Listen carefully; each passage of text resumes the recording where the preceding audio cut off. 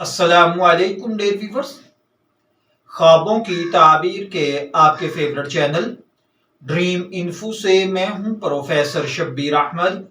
ہمارا آج کا ٹاپک ہے خواب میں پتھر توڑنے والے آدمی کو دیکھنا۔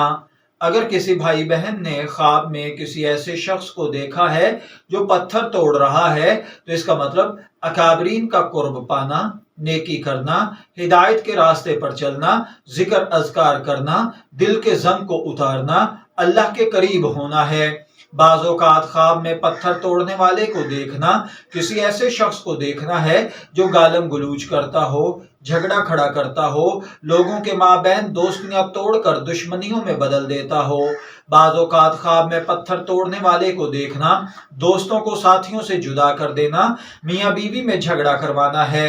خواب میں پتھر توڑنے والا مرد ایسا شخص ہوتا ہے جو لوگوں کے دل میں بیماری پیدا کرتا ہے، یعنی چغلی کرتا ہے، غیبت کرتا ہے، نفرتیں پیدا کرتا ہے، عداوتیں پروان چڑھاتا ہے۔ بعض اوقات خواب کے اندر پتھر توڑنے والا آدمی ایسا انسان ہوتا ہے جو اکابرین کے مزاج سے واقف ہو لیکن غیبت اور چغلی کر کے لوگوں کو ان سے متنفر کرتا ہو۔